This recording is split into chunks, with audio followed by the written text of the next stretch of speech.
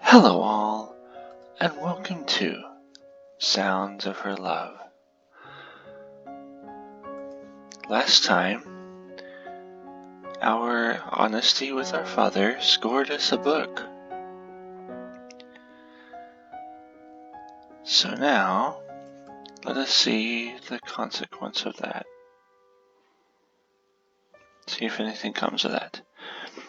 Rays of light and the sound of chirping of birds enter my room as I pull back my curtain. Outside, the weather isn't anything short of what I asked for. A beautiful day, something which I can surely enjoy. It's still fairly early, according to my brand new alarm clock sitting at the side of my desk. Getting up at this time would usually give me a sour feeling. However, today I have something to motivate me. The thought of Carrie's silky braids caressing her beautiful rose-tinted cheeks as she waits for me, basking in the sunlight, is wonderful. Lately, she's had an alluring aura which I can't find myself resisting. I'll be meeting her at 10, but I need to have some time to get ready and spruce myself up. She told me to give her the book today rather than at school. It's been a few days since I mentioned it. I assumed she would have wanted it as early as possible. Perhaps she just wanted two things to look forward to? No matter the reason behind it, my fingers tighten around it as I stare down at its cover. She may be so excited to receive it, but I'm just as excited to give it to her. Footsteps echo out from behind me as the door to my room opens. I turn around to find my mother standing in the doorway. "You're up early? Is there something special going on today?" "Yeah, I'm meeting someone in town. Didn't Dad tell you?" "No, not that I can remember. If I did that and didn't pay attention, you know how he gets." I would have thought she would have been pretty interested to hear the details. "Anyway, I just about finished breakfast. You can tell me more about it then." "Oh, and wake your sister up too. I just went in there, but she probably went straight back to sleep." "It's a Saturday. Can't you just let her sleep in? Most of the school kids in Japan would kill to have Saturday mornings free. We're just lucky to go since we go to a school which follows the curriculum of another country." "All right."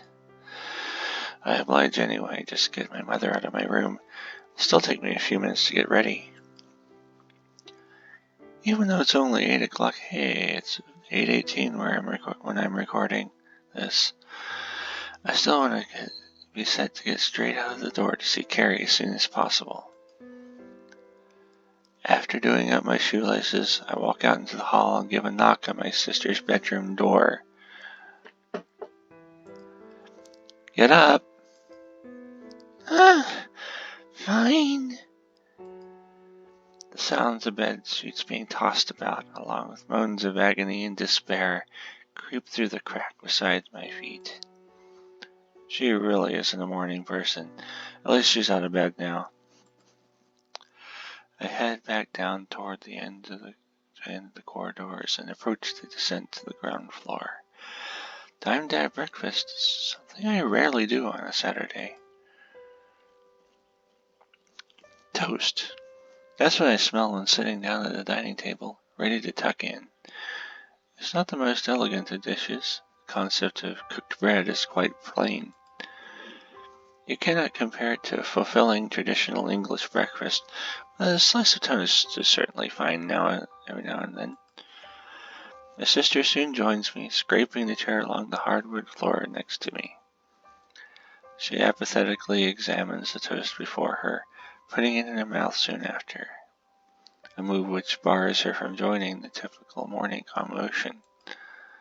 "So, Paul, who are you meeting then?" "It's that girl you're on about, isn't it? You should really bring her home one of these days." "And I don't even know her name." "Her name is Caradwin." So I see." See what? Okay. My father goes back to eating his toast. However, my mother continues to converse with me.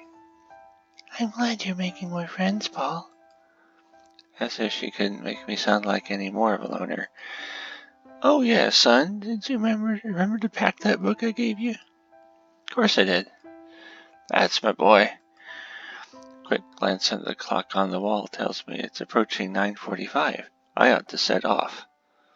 I don't have to leave this early, since it's only a short walk away from my house. However, getting to see Carrie for just a little bit longer will probably do me some good. Bet she'll be there early too.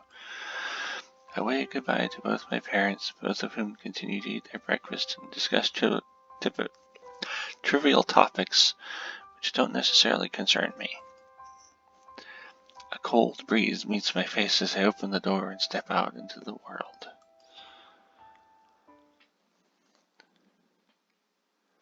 Soon enough, in my sight I catch Carrie's blonde braids swaying softly in the wind as she twiddles with her thumbs and waits for me. She hasn't noticed me approaching yet, but she soon will. I don't think I'll be able to cover her eyes and surprise her. As I approach her, something weird is made apparent. She is still wearing her school uniform, even though it's a Saturday. I have to admit, it does look good on her, but I was hoping to see her wearing something casual. Maybe I should ask her about it. She turns her head towards my direction and finally takes notice of me, looking visibly startled, even though I'm still nowhere near her yet. My hand glides through the wind as I wave to her, slowly but surely making my way beside her. Hey, Carrie. Hello? How long have you been waiting for? I knew she would arrive before me, but I wouldn't want her to have waited for too long. Oh, not long. That's good. She could just be saying that to make me less concerned, but I'll trust her on it. Shall we get going then? Carrie takes the initiative, and I give her a truthful response. Yes, I'd love to. Carrie blushes at my answer. I really do want to go on this trip with her. Wait, Carrie. I'm not really sure whether this is a good time to give it to her, but it's agonizing to keep waiting. I really want her to have it. I have something to give you. Pulling the book out of my coat, I present it to Carrie in a similar fashion as when she presented hers to me. Maybe not such a passionate way as she did, but the passion is certainly there within my fingertips. Carrie stands still, taken aback. She curiously peers toward the book, reaching out and tracing it with the tip of her index finger. She softly brushes mine in the process, going red after the surface of our fingers meet one another. Sorry. Hey, no need to be sorry for touching me. You don't have to apologize. She looks up toward me, and our eyes meet. Her amber irides. I wonder if somebody made a typo. The S and the D are very close together after all. Shimmer in the morning light, which are too soon diverted back toward the book within my hands. Can I really have this? Of course, it's a present. You can keep it. Carrie tightens her fingers around the book, once again brushing her smooth skin against mine. This time, she doesn't apologize. However, she can't help but blush once more as her cheeks bloom like a rose in spring. How did you know I liked this author? Because it's the author of the book. Well, they wrote the book you gave me before. It's quite worn, so I assumed you'd read it so multiple times. Anyway, let's get going. We wouldn't want to miss the train. You're right. Carrie and I walk towards the train station, side by side.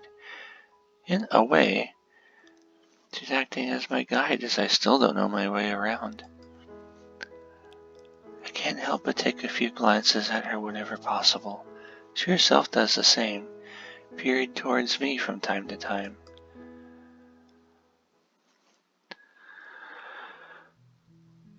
The trip into the city wasn't long, but it sure was enjoyable. Carrie and I didn't converse much, but it wasn't as if either of us was uninterested in the other. An enjoyable silence. Carrie takes me through the city, trying to stay as close to me as she can, despite her taking the lead. It's confusing, sure, but I wouldn't be one to argue against it.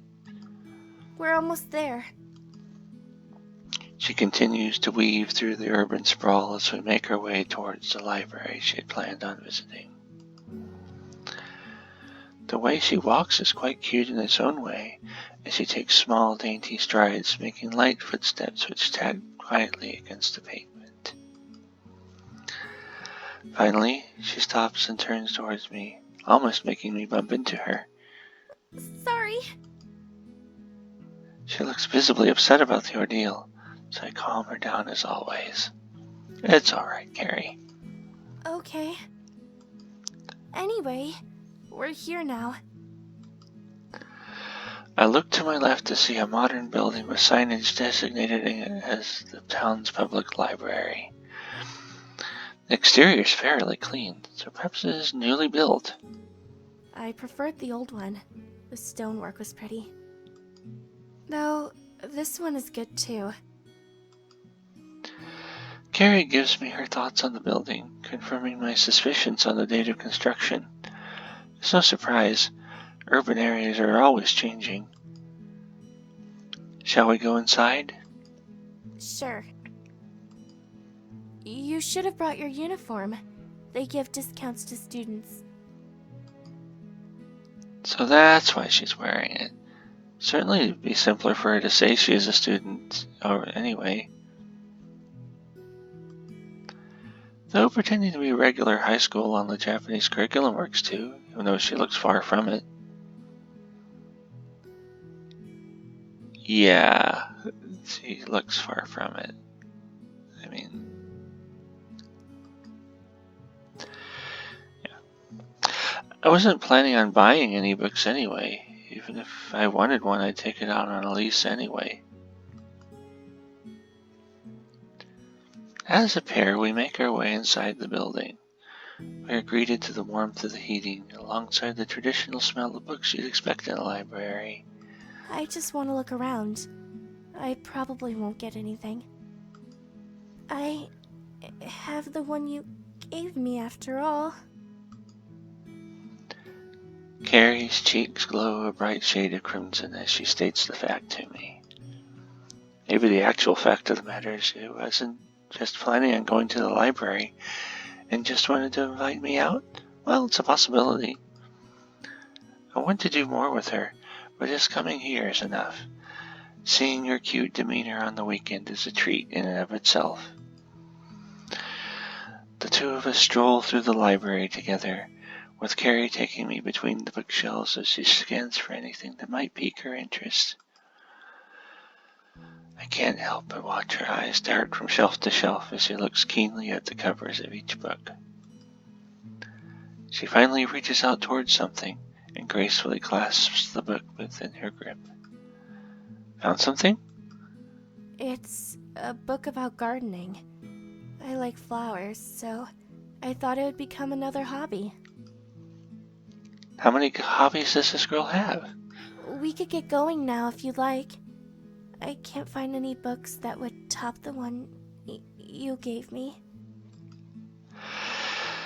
Carrie shoots me a smile, one which pierces my heart. She guides me towards a digital checkout in which she swipes the book and places it within a bag. It's strange to think that even libraries would have self-service nowadays. The world sure is changing. Shall we go then? Yes, let's. Side by side, Carrie and I walk out of the library. Both the books in her bag cause it to sway as she takes step after step. We come to find ourselves outside of the library, since neither one of us had really planned on doing anything afterwards. My horoscope said today would be a good day. Your horoscope? Okay, this is the point where I think I get to play with dates, I guess. For some reason, Carrie brings up her horoscope. Not that I mind, but it's a pretty abstract topic to bring out of the blue. Well, was it? It was. Oh. Carrie eagerly exclaims the fact, causing herself to blush. Alongside her, I also get red. I would never have thought that I could have brought so much satisfaction to someone. When is your birthday anyway, Carrie? I ask her simply because I want to know more about her. I don't know her birthday. How am I supposed to get her a present? My birthday? September 3rd. I'm a Virgo. So her birthday wasn't even that long ago. Okay, so it gives me a point of reference. Happy belated birthday? Thank you. When's yours? She wants to know my birthday as well. Well, I might as well tell her. Tell Carrie your birthday, number of month. Okay.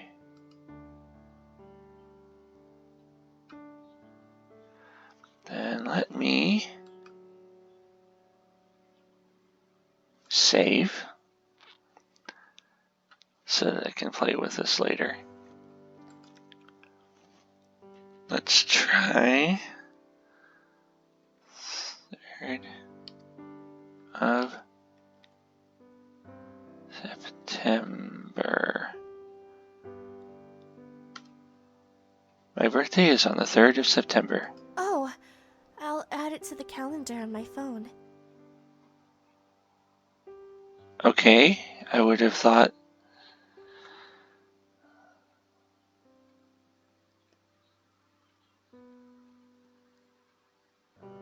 it would notice. Speaking of phones, I really need a contact picture for Carrie. Well, I just want a photo of hers, but still. Carrie, can I take a photo of you? Of your contact picture. What?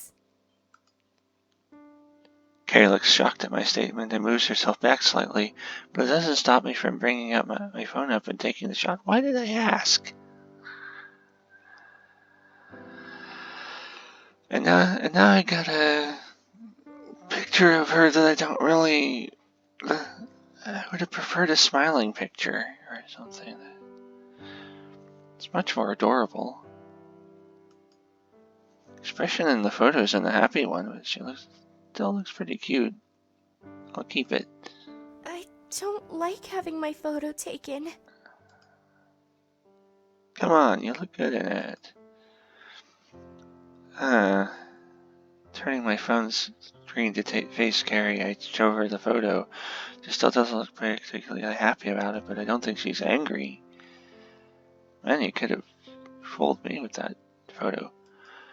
Alright, I'll let you keep it.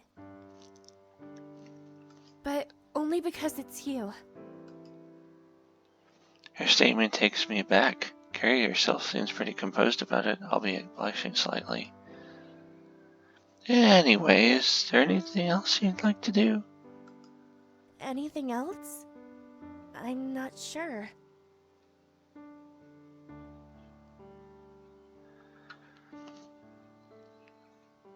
I'm gonna load that again and see what happens. Okay, it wasn't that long ago, so let's try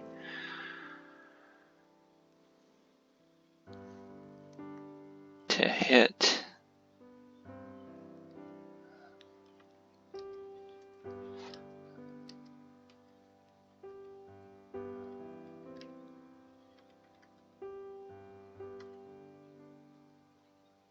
Oh, I'll add it to the calendar on my phone.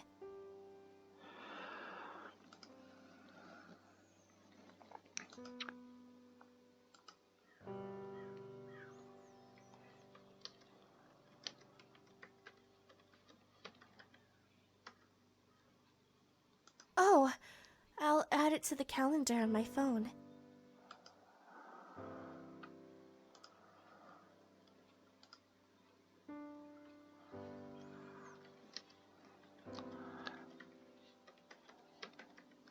I'm kind of hoping it knows, it can tell Oh, what's going I'll add it to on. the calendar on my phone.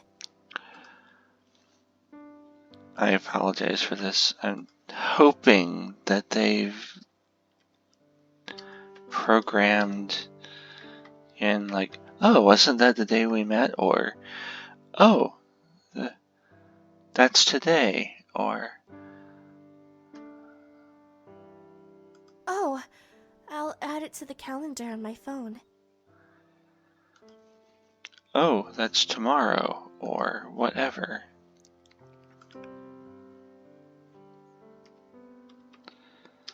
Though I don't know if they'll do that if they didn't say, oh, that's the same as mine when I did that with, Oh, I'll add it to the calendar on my phone. when I deliberately set it to be the same as hers.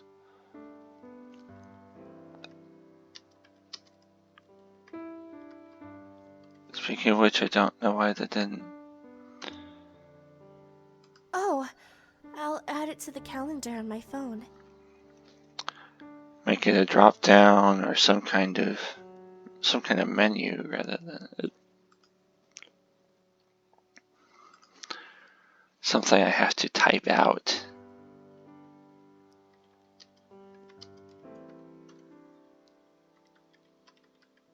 And potentially,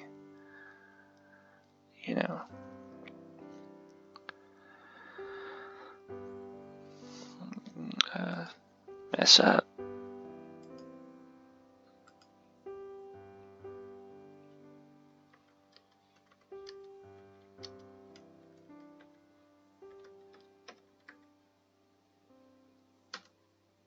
Oh, I'll add it to the calendar on my phone.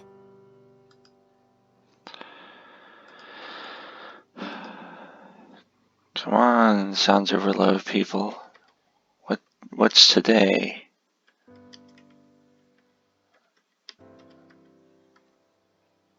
Oh, I'll add it to the calendar on my phone.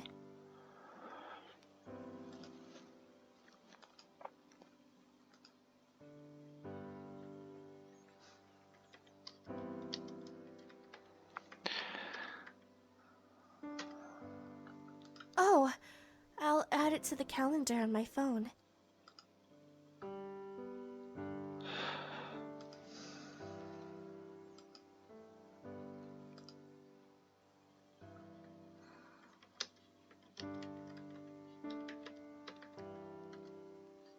Oh, I'll add it to the calendar on my phone.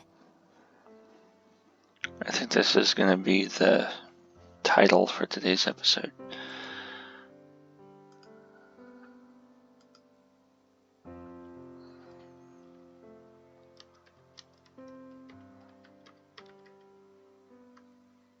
Oh, I'll add it to the calendar on my phone.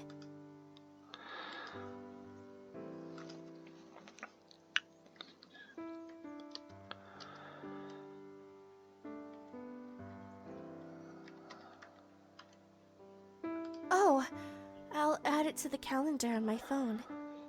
This isn't going to she isn't going to react any differently to anything I say. Then I wonder why they bothered implementing the ability to tell her.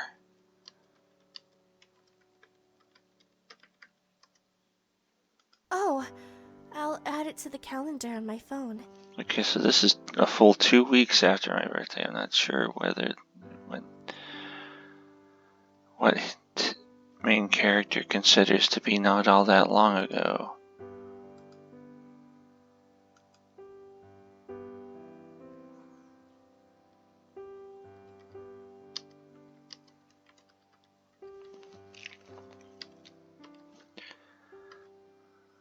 Oh, I'll add it to the calendar on my phone. And as I proved last time I came to this question, you can put it in valid date format and it doesn't notice.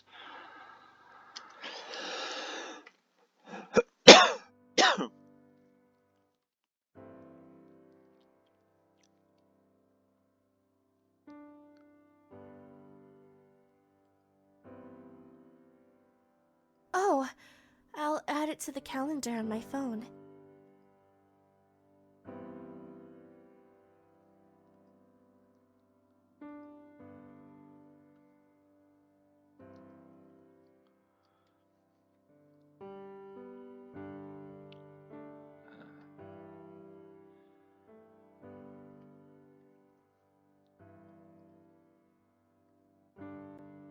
Oh, I'll add it to the calendar on my...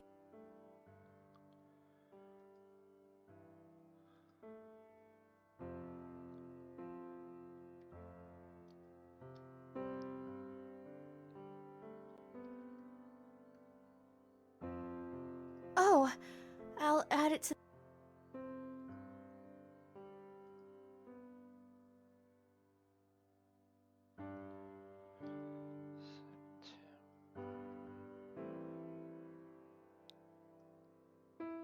Oh, I'll add...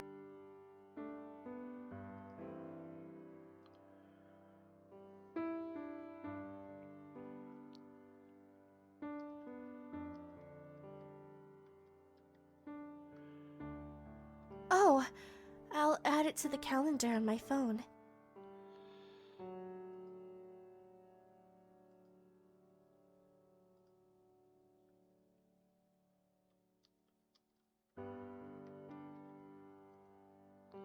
Oh, I'll add it to the calendar on my phone.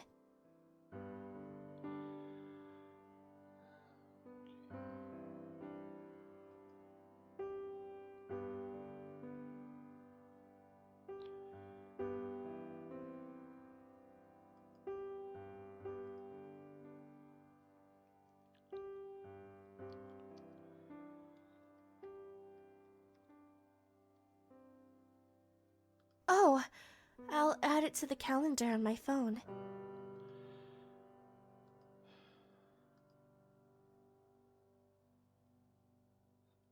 Okay, so here we are at a full 3 weeks since hers. Oh, I'll add it to the calendar on my phone. Okay, so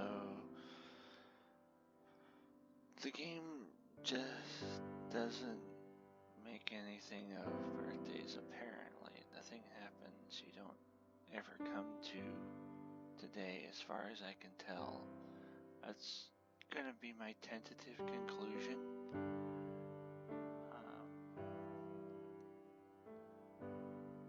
Just to do it one more time, I'm gonna go load the save and then, I don't know.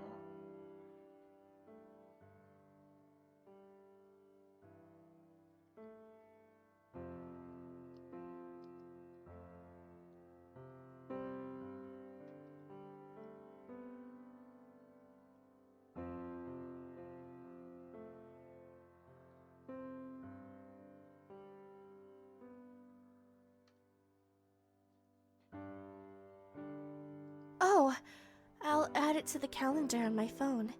I want to watch you do that. What?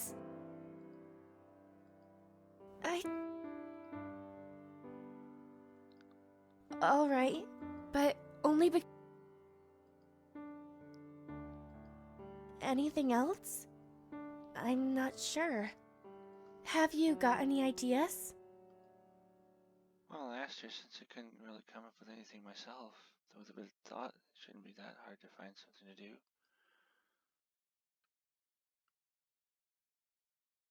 Huh, well, if I want to spend more time with her, and not really expected back home yet, might as well spend more time with her. I want to have a look around town for a bit. Wouldn't want to go home early. Carrie nods her head in agreement, making her reddened cheeks more noticeable. Me neither. We walked together, heading away from the library without without a sense of direction. We'll end up somewhere. Both of us just want to spend more time with the other. Carrie's braids rest over her shoulders, brushing against her body as each luxuriant strand gleams in the sunlight. It's a nice sight, but I do wonder what she'd look like with her hair down.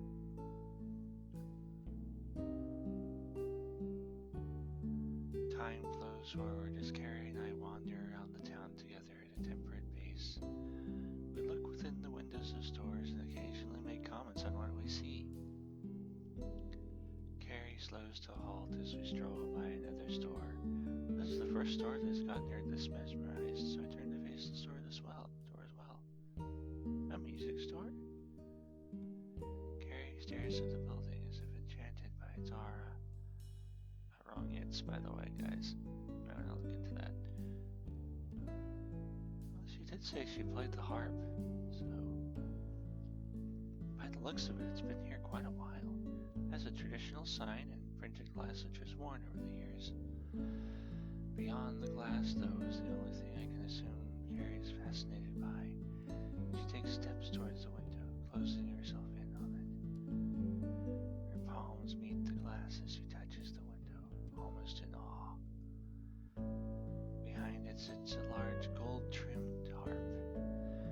The polish on the wood mirrors Carrie's enthralled face as it stands before us grandiosely, staring back at her. You can play the harp, can't you? Carrie moves her face away from the glass, turning to face me while still maintaining her upbeat expression, one of pure happiness.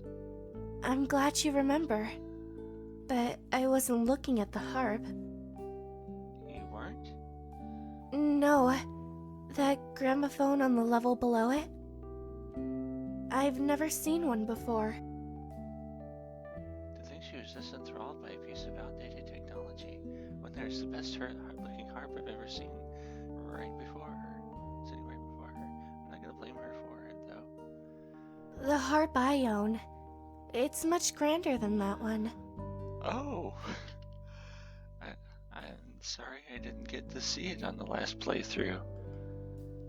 How rich is this girl? Sure, you need money to get into our school, but a harp like that's bound to cost thousands. Carrie and I turned around with her seemingly satisfied with the amount of gramophone exposure she has received. A brief glance at my watch tells me it's getting pretty late. Despite wanting to stay with Carrie for longer, I wouldn't want to worry my parents either. If my dad calls me, he might ask to speak to her if he can tell she's there. Carrie, it's getting pretty late. Shall we head home? Okay. With that, the two of us walked together towards the same station we arrived at. Carrie seems as happy as I am about this trip, with her lips still curled softly into a smile as the setting sun shines upon her.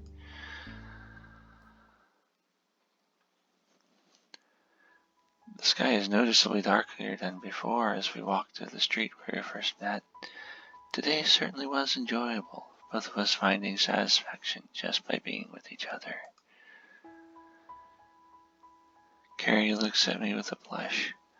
My guess is that she's probably going to ask me something. Would you like to come to my house for dinner?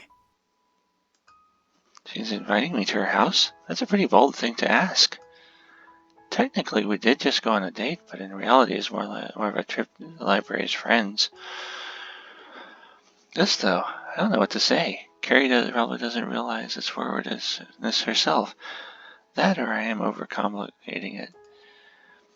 Is having dinner at her house really such an abstract concept to me? Maybe going on this trip has given me a few thoughts I didn't have before. Are you sure you didn't have them? Either way, I can't just go over there without asking my parents first. Pulling out my phone, I give Carrie my answer. Sure, let me just tell my parents where I'll be. Carrie gives me a nod as I wait for someone to pick up on the other end of the line. My house isn't even that far from here, so I could have just walked in and told them. This, though, is easier, despite it costing money. Hello? Unexpectedly, my sister answers in the place of either my mother or father. as I probably did before, I have to ask why my sister is in the place there if I wasn't expecting it. Sis? Where's Mom and Dad? Mom and Dad? They're gone to dinner. Never told me anything about that. Well, will you be fine on your own? I'll be out for a bit too. Yeah, I'll get to play my music extra loud. Just don't disturb the neighbors, okay? Don't worry, I won't. I'll tell Mom and Dad you've gone in somewhere with the girl, okay? She ends her sentence with a laugh, even though I really am going somewhere with a girl.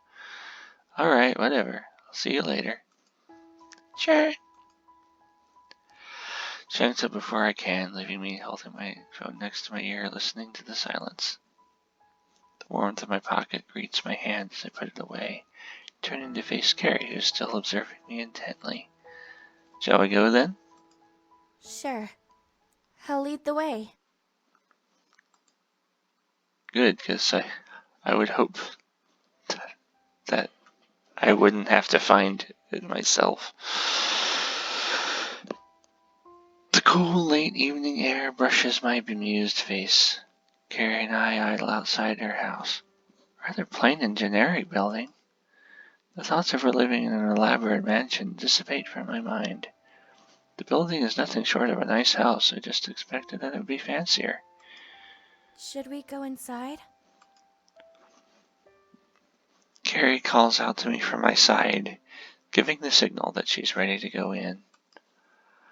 She's composed, a contrast with her prior shyness, though the bloom of her red in her cheeks is still all too apparent. It's a thing that will always suit her. Certainly. Our shoes meet the ground in unison, her taking a step forward into a place she's accustomed to, me, however, walking into a new experience, something cherishable. I've been to people's houses plenty of times, just not any girls. Standing before the door, a thought flutters into my head whilst Carrie's fingers wrap around its silver handle. Coming here, I'm bound to meet her family, aren't I? Did she even tell them that she planned on inviting me over? If so, I would have done a lot more to make myself look more impressionable. Caressing the handle lightly, Carrie twists her key delicately and pulls it down. The warmth from the inside soon meets us as bit by bit the door opens, Carrie taking the first step through, escorting me in. Well, we're here. Carrie's smile is one of many treats I've been given today. She plays with her hair, eyes directed towards me, anticipating a response. Now that we're under brighter light, I can see her face much more clearly. I still can't get enough of it. Despite being lost for words, one thing does make it out of my mouth. You look pretty cute. Carrie's instantly taken aback, looking as if she's trying as hard as she can to muster up a response. Thank you. I made her myself. A suited man appears out of the blue, startling me slightly. It's natural, of course, him appearing, that is. Getting caught off guard like that isn't a virtue. This must be Carrie's father. The man, himself a foreigner, carries a thick accent that differs from her. They're Welsh, but Carrie seems to be a lot more understandable. At least when she does speak. The majority of time her sentences are broken into pieces as she stumbles around her words. A hindrance, but a fairly cute one at that. Her father says rather grittier and gravelly. It's not as stereotypical as the accent is portrayed as, by far. For him to speak Japanese would probably mortify me. Luckily enough, we're all used to speaking English. You must be that friend Carrie had told me about. Says Woot. She was really keen on having you over. Carrie blushes at her father's statement. It's not like Carrie to bring me here on a whim, so I wasn't wrong in guessing that she had planned this evening in advance. Yes, it's nice to meet you, Mr. Irwood. My pleasure. I'm glad you're getting so well with my granddaughter. It's understandable that he is. It's what Carrie told me. She had never made any friends during her stay at our school. Being a parent and seeing that would leave anyone concerned, though the opposite is true as well. Knowing your daughter's first true friend there is a guy who's probably left him having a couple of questions. Even though it seems fairly friendly, I wouldn't blame him if he had any suspicions. One thing that is quite odd is the absence of Carrie's mother. Not that she couldn't be in work, it's just odd that Carrie hadn't brought her up. She never talked much about her father either. It's nice to meet her family. In a way, I'm learning more about Carrie herself than anything. Her experiences and those close to her. Guess her family is all she has when outside of school. Just until I came along. I still feel inclined about asking where her mother is. It's weird, but my mind can't help ruminate over her. Carrie herself must have been an attractive mother to turn out the way she is, though I wouldn't tell her that. Not an expert in genetics either. Well, I can't help it. She's a really interesting person. A nice one, too. Carrie reddens at my statement. At this point, anything I could say about her would make her blush. Not only because of her timidness, there's nothing negative to say either. I'm glad you think so. I'll go ahead and set the table. Make yourself feel at home. Though don't make it your home. I'd expect you to pay rent otherwise. His joke is lost on me. I still draw a smile on my face to his character's polite and vain response. Carrie herself seemed pretty amused by the joke, covered her mouth to seal her faint but girlish giggles. Aw! Guess dad jokes are only effective when they're actually coming from your father. Mine acts like one big joke by himself half the time. Mr. Irwood leaves the pair of us standing by the doorway, giving me the moment to converse with Carrie in private. I wanted to ask about her mother, though whether I should is a questionable act in itself. You know what?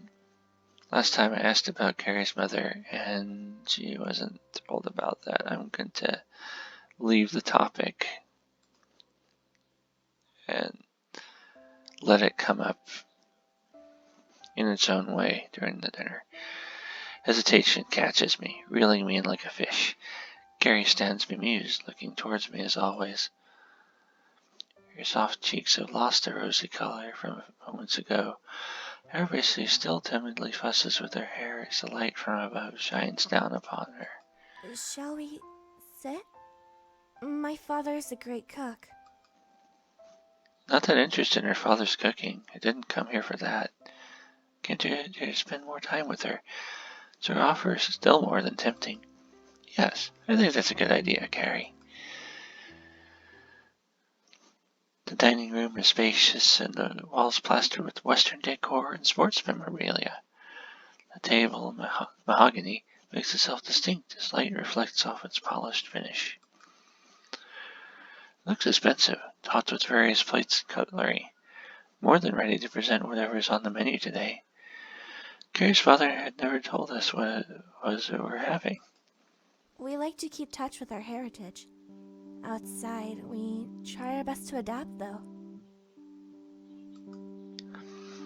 Carrie must have caught me gazing around the room. Several photos of sports teams lined the walls, possibly rugby from the looks of it. Sure, it's a national sport.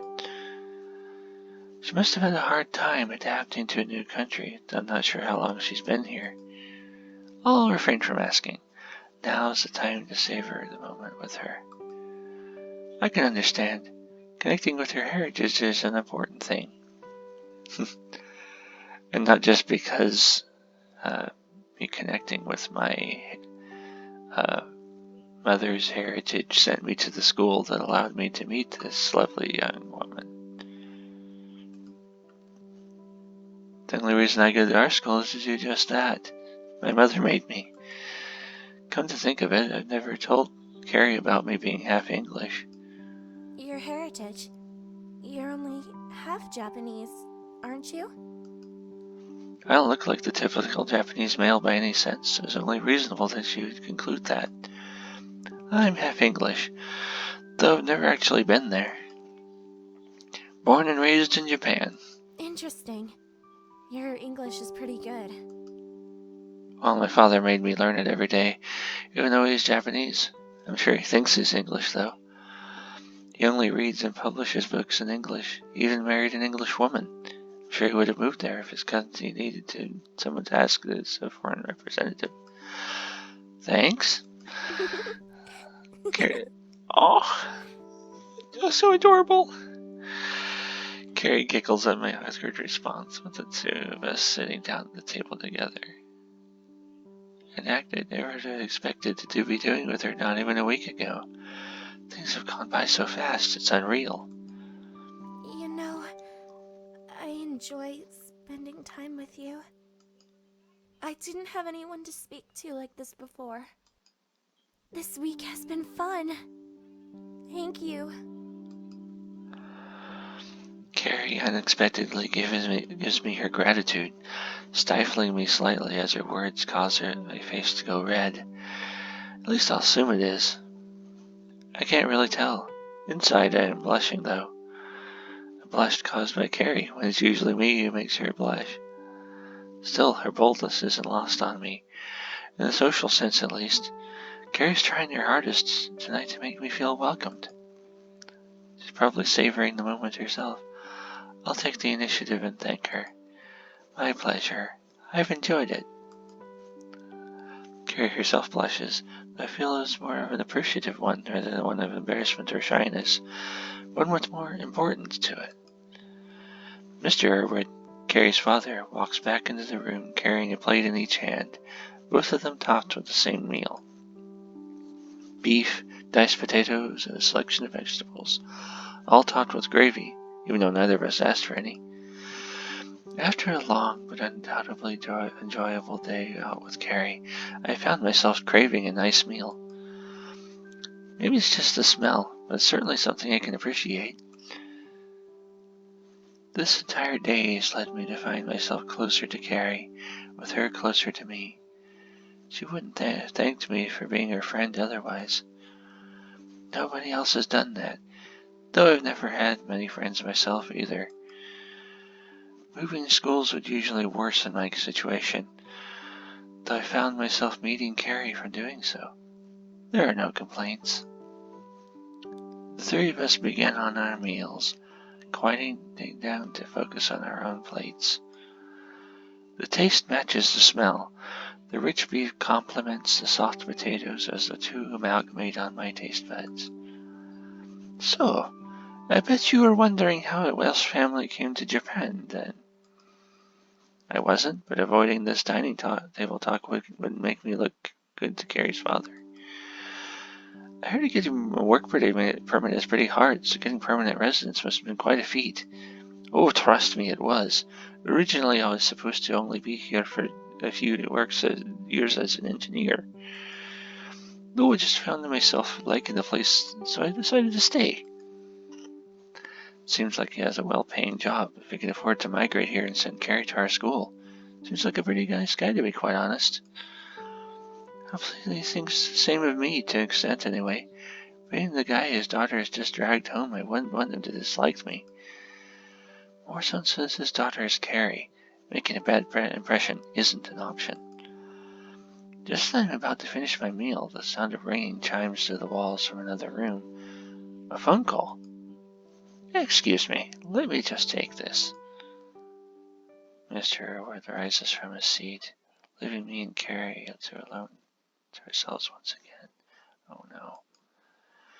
It would be a rude thing to say. I'm glad that he's gone, but it's only because I get to spend extra time with Carrie. Alone, that is. Carrie remains silent next to me, much to my displeasure. I thought it would be easy to come up with a topic to talk about, but right now, Carrie seems disinterested in my presence. A sad look coats her face. Despite its beauty, again, wrong it's, I could call it that. The fact that their expression has shifted to a once happy and content one to one of desolation is making me concerned. The cause of Carrie's dejection is soon apparent. Through the walls flows the sound of Carrie's father, a sound of anger. I try to make out some of the words. Why is that my fault? You're the one who decided to ruin everything. Probably going Scottish here. Sorry. We have a daughter, you know. Have you ever taken her thoughts into consideration? My own mood plummets, taking in one word after another. This is the reason Carrie's mother isn't here. The relationship between her parents has been crumbling before her, by the sounds of it. I really don't want to get myself caught up in this. I'm irresponsible, says the one who decided to get themselves shut-faced and pounded by their ex. Everything should not have gone in this direction. Carrie's father is probably kicking himself now that the dinner has been disrupted. It's not very impressionable to argue with your wife in front of your guests. I won't blame her for getting carried away. Feeling a tug on my arm, I see Carrie's slender fingers grasping my sleeve as she gently pulls on it, still carrying that same sad expression, the one that hurts me. I don't want to see her like this. However, what is going on behind your parents concerns me. I don't want Carrie to experience the sadness behind that face of hers. Would listening for a bit really hurt? It's none of my business, but my heart is on fire. I'm going with Carrie. I want to be with her. I want to stay with her. At least I can get out of earshot of angry words. That wouldn't be much more pleasant. Carrie continues to pull on my sleeve, conveying her signal to me, one of sadness and sorrow. She must want to speak to me about something. I rest my hand upon hers and I give her a nod, after which she stands with me and the pair of us leave the dining room for the lounge. Coming to a standstill, Carrie turns toward me as we both remain still in the center of the room. Nothing but a small lamp illuminates the space around her, giving Carrie's sad, melancholic face an orange tint as she looks towards me. Please, forget about what you heard tonight. I didn't want to get you involved in all this. Carrie still looks toward me with those woeful feelings deep within her eyes. Seeing like this is really upsetting. What we've gone through over the past several days mean a lot to me. I'll do anything I can do to make her happy. Here, even if I can't resolve the issue. Carrie, I don't want to see you like this. Please, if there's anything I can do for you. Please, just stop! Carrie's voice is sharp, as if it is tainted with anger. It's complicated. I didn't mean to get angry. It's just her. Carrie resents her mother. This moment must have caused her so much stress. The process is painful for everyone, but seeing her go through this is something I can't stand. I want to be there for her. Carrie, you're an important friend to me. Really? Yes, really. Okay. I'll tell you. You're an important friend to me too. Follow me. Carrie leads me out of the lounge without giving me clues to where it is she's taking me. Clearly, she wants me to know more. She wants me to be there for her. Knowing that my words reached her makes me more than happy. Carrie, a person I've grown to enjoy the company of, is leading me higher toward the upper floor of her house. Our relationship has blossomed unexpectedly, flowering a friendship both of us cherish with nothing but pure passion. I can only assume she is leading me to her bedroom, an action which would be typically suitable for the situation is for me to get flustered, overcomplicating things by assuming the most raunchy and far-out situation. She wants to talk, though. That I can tell from what we're subject to downstairs. It's obvious that she wants to address it. Carrie leads from in front, forcing me to divert my head and act of politeness as to not look up her skirt. Yeah, we can do that in the bedroom, as you'll see, if you didn't see it last time. She can't see me anyway, so she wouldn't know if I did. Now's not the time for that, though. This way. Her voice is firm, as if she has found something inside of her that's pushing her forward, giving her the courage to speak. Inside, though, she must be nervous. The entire situation between her mother and father wouldn't be something she could easily talk about. I traced Carrie's footsteps with my own as we walked down the hall towards her room. Her body is rigid, filled with a composure of sorts. I can't imagine how long she must have waited for this moment to be able to tell someone outside her family circle what her life has been like. An unsettled relationship between her parents, her absence from school, experiencing pure loneliness. All that must have accumulated into an emotion of anger and misery, one of sadness. In a way, I'm glad I found her. In what way are you glad you not glad you found her? Though I can't be the one to solve her problems, I want to help her. We walk into a room painted in beige. Carrie goes forward and starts to undo her braids, slowly letting her silky hair fall down straight. Well, we did wonder. We have never seen it. Something different. I prefer her with the braids, but maybe that's just because I'm used to seeing her. She still looks beautiful either way. Okay, it's getting pretty close to 1 hour, and I think it stops after an hour automatically, so I'm going to save.